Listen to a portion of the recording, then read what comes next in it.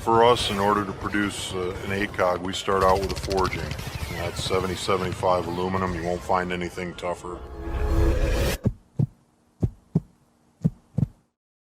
So you've been thinking about which ACOG you'd choose to avoid buyer's remorse, so let me try to help.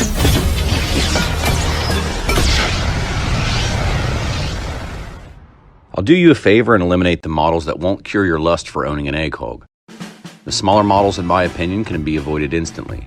None of them are a true 1x magnification, so you'll find that a red dot fills this role much better. A slight extra magnification is more distracting than a 0 magnification red dot. But the mini ACOG has a BDC, you say. Well, red dots also have them, as well as holographic sights. HoloSun has the ACSS BDC as an example, and adding a magnifier to either of these gives you a better use of the BDC and a better 1x when not in use compared to the weird 1.5x ACOG. Even modern LPVOs offer BDC reticles with a better 1x and an etched reticle if you don't trust LED-only reticles. Why even have the extra 0.5 magnification? At least jump to 2x if you're going to magnify. The 2x is cool, but it doesn't do mid-range shooting any justice compared to the higher magnification models. They're also lacking in the reticle department with only 5 options. The 5x is not only hideous and heavy, but it offers little to no benefit over using a modern 1:6 low power variable. The 6x, another chunky girl, is super bulky, not that great of a field of view as one might think, and again, offers no real advantages over a modern 1:6. Not really optimal for your lightweight Armalite rifle. This basically leaves us with the TA-33 3x model, the TA-11 3.5x model, and the familiar TA-31 4x models. What about the 3x24 model, you ask? Well, it's basically identical to the 4x TA-31 model, just shrunken down in scale. Besides weight, the 4x does everything better, so we can skip this model as well. I know some of you like your lower power ACOGs, and that's fine. I'm here to talk about the 3 models most considered to pick between for the reasons we want an ACOG. Mid-range domination. Let's first chart out some considerations we usually mull over in the mind when buying. Field of view, weight, eye relief, night vision friendliness, magnification, reticle options, and illumination. Starting with field of view, let's start at the 100-yard berm to see how much we can view vertically and, more important, horizontally. I'm using the circle dot reticle in this video since it's the only one I had matching in all 3 models to compare more accurately. The TA-33 has the smallest field of view at 19.3 feet at 100 yards. Not only does this feel like a smaller tube like a red dot, but the reticle is slightly smaller than the other two, so it correlates correctly to the bullet drop at 3x magnification. Keeping an eye on what you're seeing, let's jump to the 3.5x TA-11 at 100 yards. More of our targets are visible now compared to the TA-33. This model has a better field of view at 28.9 feet at 100 yards. This reticle is technically larger since we're magnified to 3.5x, but the increased field of view actually makes the reticle feel smaller. Jumping to the 4x TA-31, we see our field of view opens up quite a bit. This larger peripheral allows us to see not only much more of our terrain, but possible threats that would have been otherwise covered from our view. This massive field of view also tricks you from noticing this is the largest reticle of the 3 models. I'm going to put them side by side again for one last visual comparison before moving on. The field of view king is the TA-31, followed by the TA-11, with the TA-33 coming in last. Up next is weight. This category is where the TA-33 has some appeal. At only 9.9 ounces, you get a lot of quality features at almost the weight of a red dot. Adding the RMR up top only adds an additional 2 ounces, still a very lightweight setup. The TA-11 at 17.6 ounces with a mount is hard to justify for only 3.5x magnification. Not as heavy as most low power variables with a mount, but they also have more magnification. Even my AccuPower at 4x has the same field of view as the TA-31 4x ACOG, coming in around the same weight as this TA-11 ACOG. If weight is your main concern, the TA-33 takes the trophy. None of these are really heavy by any means, but also remember, since ACOGs run further to the rear of your upper receiver, the weight is back further and isn't as noticeable as supporting an optic further forward like a longer eye relief scope or an LPVO. This brings us to the most controversial topic, eye relief. Here I mounted up a camera contraption to come back from the same starting point on each model to help visualize what ACOG gang actually sees behind the optics.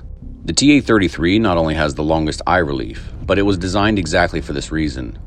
There are good arguments to be made for the longer eye relief, but for now let's just watch what I see as the camera comes back away from the optic.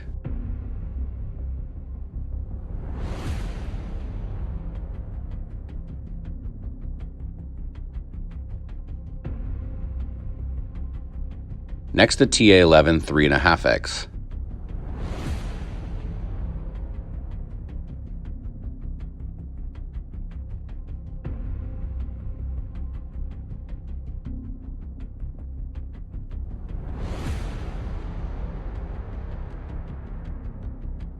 Finally, the 4x TA31 with the dreaded short eye relief.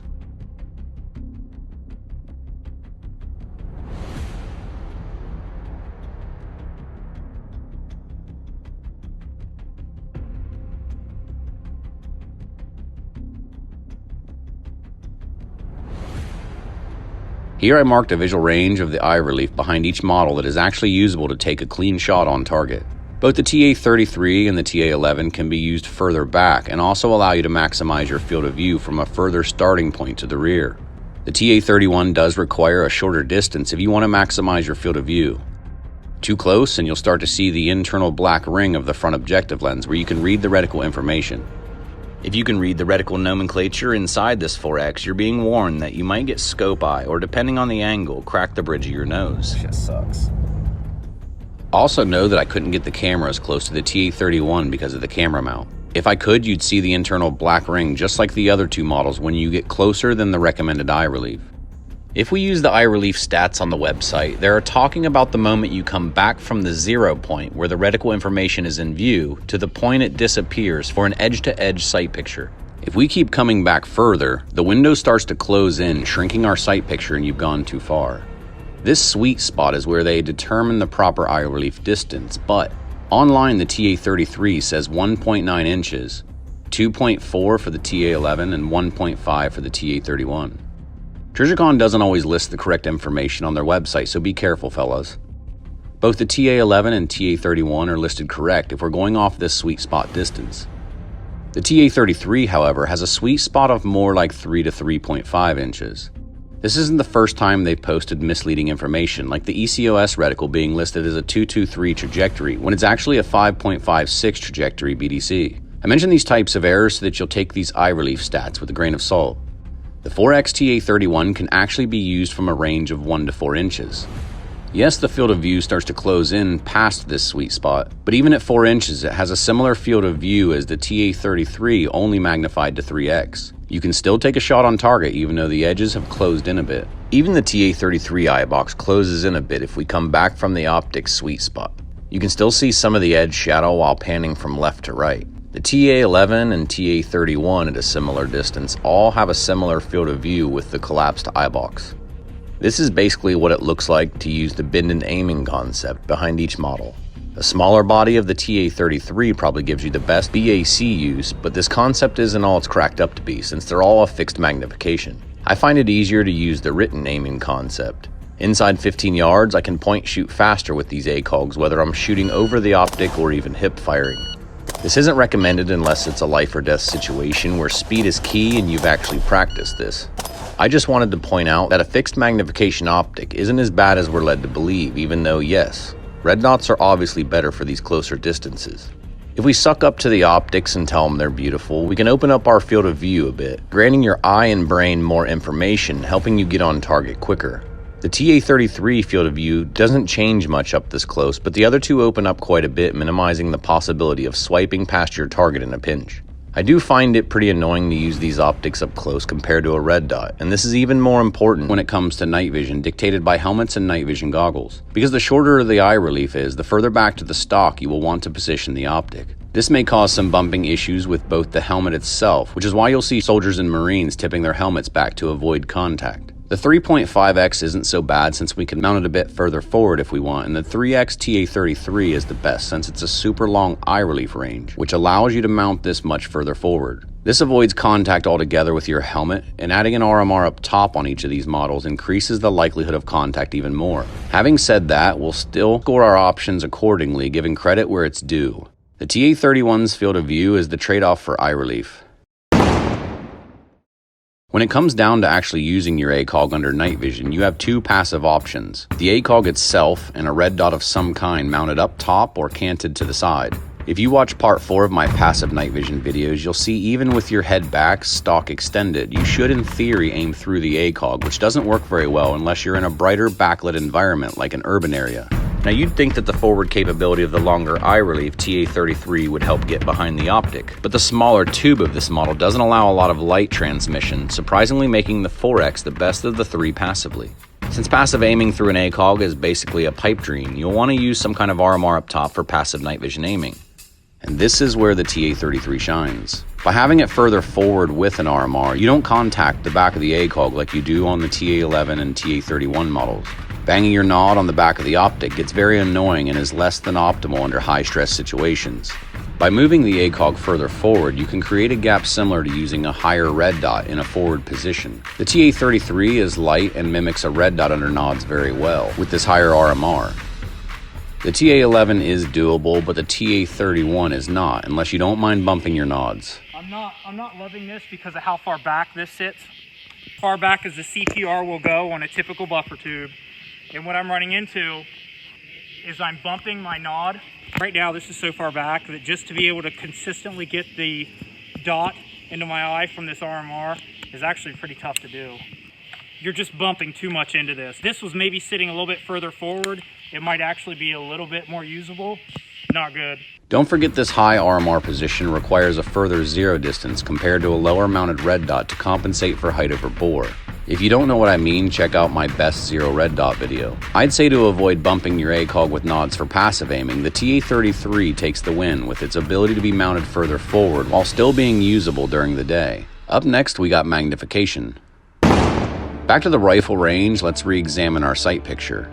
Again, up close, the TA31 takes the cake. As we start to view further distances, here at 300 yards, they all see a lot of the terrain. You can't really tell the difference in magnification much compared to the field of view, but going out to 400 and 500 is where the magnification helps. The ability to not only see threats in our field of view is important, but the extra 1x in the TA31 helps to properly identify if they are in fact a threat. Even gathering intelligence and details is a bit easier at 4x. The most important part of this extra magnification is the ability to properly zero and true in the BDC. The closer we can see the target, the easier we can guarantee a consistent, accurate point of aim on target. Zeroing at 100 meters is pretty easy, but truing it in at 300 or 400 is much easier with the 4X. If you take your time, all models can be trued in, but the 4X saves time and ammo for this process with its extra magnification. When it comes to taking low probability shots, like a threat behind cover, or being able to even find the threat blended into concealment, the TA31 is the clear winner here, a no-brainer. When it comes to reticles, all models have the popular chevron, horseshoe dot, and crosshair reticles. All models have an option for green, red, or amber, but who even uses amber besides her deadbeat boyfriend who won't get a job? Because the TA33 has the least amount of options, your favorite reticle may not come in the color or bullet weight matched BDC that you want. I wanted a TA33 with the crosshair reticle for 62 grain, but it only comes in a 69 grain. This is still usable because a quick truing at 300 will get you matched up pretty close when you check the impact changes like I did. I even confirmed this with Reticle to make sure, and now they probably think I'm crazy. The TA11 has the second most options and the TA31 has the most. You have a high probability of finding the exact option you crave with the TA31. If you want to know which reticle I recommend, I have a whole video on that subject alone that you can check out. Since the option to get the exact reticle you desire is important, we can score our models based on the options available. One interesting concept is that the TA11 and the TA31 both have battery-powered LED models. Reticle decided to make these for those who don't like the blooming of the fiber optic models under bright sunlight, but still have illumination unlike the non-fiber models such as the TA01. This does come at an added cost of weight. This is due to the extra material in the forging for the battery housing plus the battery, and the extra material for the dial on the left side unique to these LED models. These should have 12,000 hours on a mid setting according to the website compared to only 1,400 hours with the VCOG. Very surprising to me, honestly. I don't find myself using illumination during daylight, so the battery would last me quite a while. The ACOG is so good at bringing in light through its crystal clear glass, the black reticle has served me just fine. At the Houston NRA show, I did notice something interesting. I knew that the TA02 LED 4X had a forward mounting position for the RMR, and while drooling over the inventory, I noticed that the 3.5X TA110 LED model had both the rear and the forward mounting positions for the RMR. If you've been watching my passive night vision series, I've been experimenting with forward optic positions on the ACOG to avoid bumping the RMR with my nods. I don't personally like batteries, nor do I like adding extra weight, so I've been avoiding these LED models. I politely asked Reticle if they'd consider adding these extra mounts into the forgings on the fiber models to avoid extra weight and batteries. Keep a fiber and on there probably, huh? There's no room. Be higher. I don't think we'd have the clearance. So these are just hard under nods. Yeah. You can't really get behind, you know, the ACOG like that to passive. TA33s have long eye relief, but small field of view. Right. I was trying to get like the best of both worlds. The 31 maybe, and then just a forward RMR, but you can't get it on unless you get the battery model, which I don't know if a lot of people want the battery models. Yeah, I mean, we developed, that was for the international market that had a sensitivity around tritium and law enforcement. But yeah, most consumers just go to the traditional fiber optic and tritium. I guess the fiber is the only one that you couldn't do dual RMR positions. I don't think so. Because then people be like, you know, they like it back there, they can. They like it there, they can as well. It's some good insights that, you know. He didn't sound too convincing, so I won't hold my breath. I will, however, do a video on this LED model in the future. Know that the TA110 mounts do sit at different heights, although a custom zero will fix this, so it's no big deal. I'd really like to see these forward mounts on the TA02 added to the non-LED models in the future. The TA33 only has a fiber tritium model possible due to its smaller, lighter design or its lack of popularity, awarding it only one final point on the scoreboard, and a tie for both the TA11 and TA31 for having all three options. If we tally up the final score for each model, the TA31 wins with 16 points, making it the best overall model. You can see that specific applications like this section here is where the TA33 shines and where the TA31 shines. Based on the middle of the road score, the TA11 is your best all-around model in almost all categories. It does them all good, but not great, with any detrimental flaws to worry about. If the other two have a specific feature you need, like eye relief, then maybe you'll have to settle on that priority alone. After all, being able to use the damn thing in a pinch might make eye relief alone your deciding factor. If you want to hear more about which model to pick, consider going to the Brass Facts channel using the link in the description, where he defends the TA33, Hop defends the TA11, and I defend the TA31, so you can decide which model you want from user experience. Instead of pretending to be unbiased, we actually approach this from a biased position to change things up. When you're over there, consider subscribing, because not only have these two really helped me out, but they're much smarter than me. I can't thank these two enough for having me on and giving me the chance to put out good information to help all of you. As for me and my ACOGs, don't worry, we will return. I do want to cover the LED 4X later, and some top secret optic setups I've been toying with, so stay tuned. Thanks for watching, and thanks for helping me pass 5,000 subs.